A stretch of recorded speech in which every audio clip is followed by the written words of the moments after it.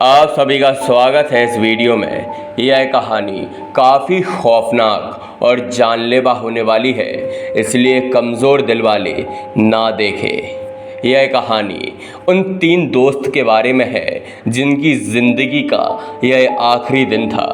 3 दोस्त थे जो बचपन से ही साथ रहा करते थे। उनकी बचपन की बहुत ही अच्छी गहरी दोस्ती थी। जैसे हमारे कुछ दोस्त रहते हैं जो बचपन से ही बड़े तक साथ रहते हैं, ऐसे ही यह 3 दोस्त थे। एक का नाम राहुल था जो बिल्कुल सीधा साधा था, यह पढ़ाई में काफ़ी होशियार था। दूसरे का नाम पिंकी था जो काफ़ी खूबसूरत थी, और तीसरा समीर था, यह काफ़ी मस्तीखोर और मजाकिया इंसान था। एक दिन राहुल पिंकी और समीर को अपनी पुरानी हवेली पे ले गया।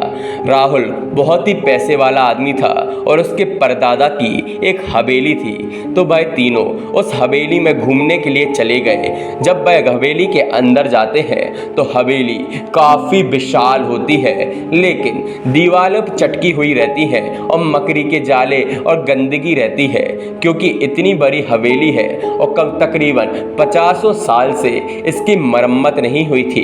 इसलिए वह यहाँ से वहाँ हवेली के कमरे घूमने लगते हैं। पिंकी को और समीर को काफ़ी मज़ा आता है, क्योंकि वह पहली बार इतनी बड़ी हवेली में घूमने आए थे और वह यहाँ से वहाँ भागते हुए पूरे कमरे ढूंढ रहे थे और घूम रहे थे। काफ़ी बड़े बड़े कमरे थे, ड्राइंग रूम था, किचन था, रेस्ट रूम था, बहुत ही बड़े बड़े और विशाल कमरे थे। यह देख के सबको काफ़ी मज़ा आ रहा था। तभी समीर की नज़र एक कमरे पे जाती है जहाँ ताला लगा होता है। तो समीर बोलता है कि इस कमरे को भी तो खोलो। तो राहुल बोलता है इस कमरे में तो मैं भी नहीं गया, दादाजी ने मना किया था, बोला था कि इस कमरे को कभी मत खोलना। लेकिन समीर बोलता है अरे तुम तो फट्टू हो। तो समीर बोलता है कि नहीं, मुझे तो इसी कमरे में जाना है। तो राहुल बोलता है हाँ, मुझे भी देखना तो है इस कमरे के अंदर क्या है। तो समीर यहाँ वहाँ एक पत्थर ढूंढता है और पत्थर से ताले को तोड़ देता है और उस कमरे के अंदर चला जाता है। यही उनकी ज़िंदगी की सबसे बड़ी गलती थी। उन्हें पता नहीं था आगे जाके उनके साथ एक ऐसा हादसा होने वाला है जिससे उसकी पूरी ज़िंदगी बदल जाएगी। जब वह तीनों उस कमरे के अंदर चले जाते हैं और यहाँ वहाँ देखते हैं तो उस कमरे में काफ़ी सारी पुरानी चीज़ें रखी रहती हैं, मूर्ति, किताबें। यह देख के उन्हें काफ़ी अच्छा लगता है। वहाँ पर काफ़ी सारी कीमती चीज़ें रखी रहती हैं जिनकी आज करोड़ों में कीमत होती है। वह यहाँ वहाँ सामानों को देखने लगते हैं, उठाकर चेक करते हैं और उन्हें काफ़ी मज़ा आता है। तभी समीर की नज़र एक किताब पे पड़ती है जो एक कांच की अलमारी में रखी हुई थी। वह किताब देखने में काफ़ी पुरानी लग रही थी। समीर पूछता है कि यह किताब क्या मैं देख सकता हूँ? तो राहुल बोलता है हाँ हाँ, देख सकते हो। तो समीर उस किताब को उठा के जब खोलता है तो पहले पन्ने पे लिखा रहता है काले जादू की किताब।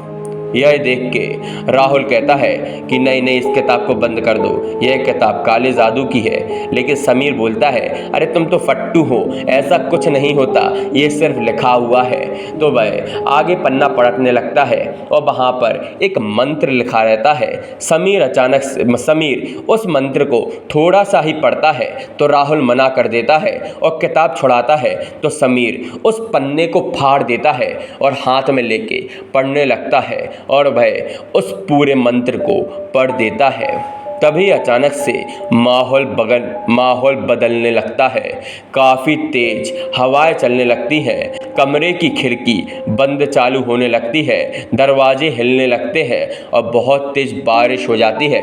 वह लोग महल से बाहर आके जब ऊपर देखते हैं तो काफ़ी भयानक काले बादल आ जाते हैं। उस दिन मनुष्यत का दिन बन जाता है, क्योंकि इस मंत्र को पढ़ने के बाद एक ऐसी चीज़ जिंदा होने वाली थी जिससे यह तीनों अनजान थे। वह भागकर महल के अंदर चले जाते हैं और सोचते हैं कि अब रात होने वाली है, यहाँ पर कहीं आराम की व्यवस्था देखते हैं और वहाँ पर सो जाएंगे। तो वह तीनों अलग अलग दिशा में यहाँ से वहाँ चले जाते हैं और कमरे ढूंढने लगते हैं जहाँ पर वह अच्छे से सो सके, क्योंकि उस महल का जो बेडरूम था वह काफ़ी पुराना हो चुका था और लकड़ियों पे दीमक लग चुकी थी।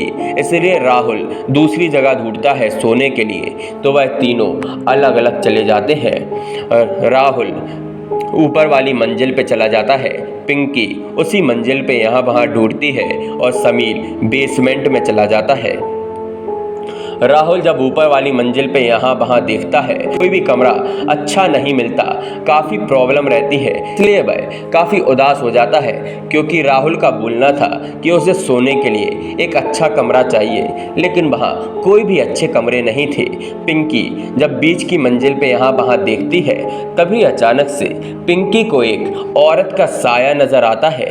वह सोचती है शायद यह यहाँ पर काम करती है, मैं इससे पूछ लूँगी कि यहाँ पर कोई अच्छा कमरा है। तो पिंकी उस औरत से कहती है सुनो, लेकिन वह औरत कोई जवाब नहीं देती और आगे बढ़ती जाती है। पिंकी उसका पीछा करते हुए उस औरत के साथ चलती जाती है।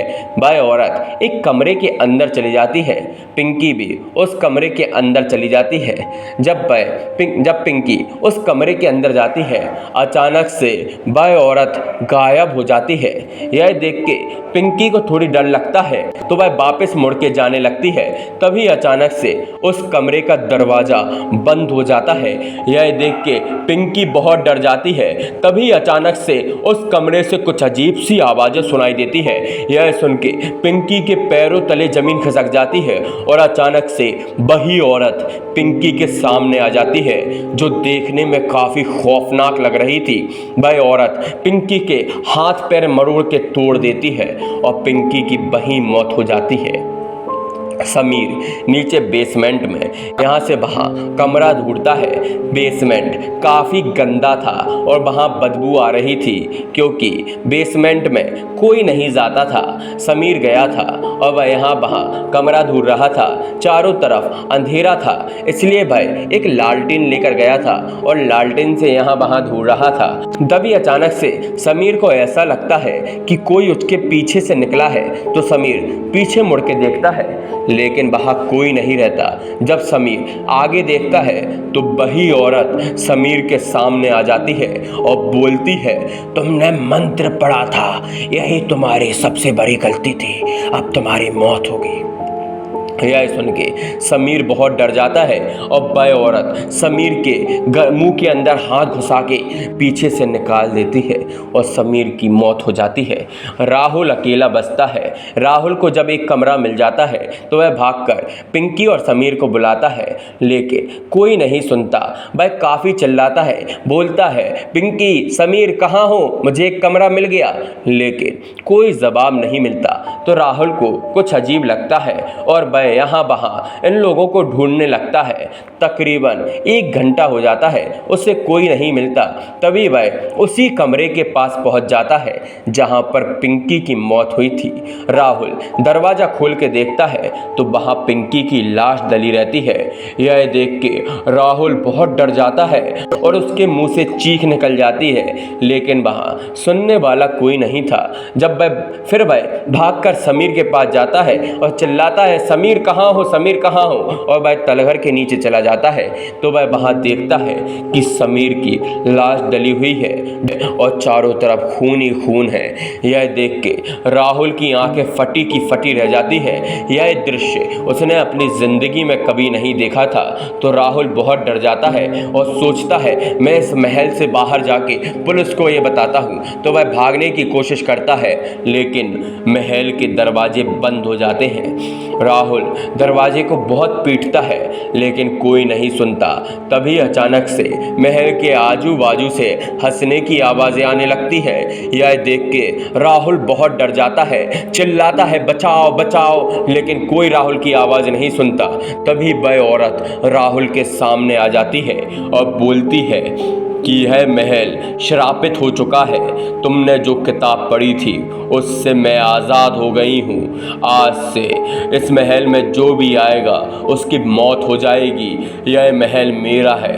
यह सुन के राहुल बहुत डर जाता है और वह चुड़ैल राहुल के अंदर घुस जाती है और उसके शरीर में कब्जा कर लेती है और राहुल उसी महल में ज़िंदगी भर को फंस जाता है। अगर आपको यह कहानी अच्छी लगी हो तो लाइक करें, सब्सक्राइब करें, शेयर करें।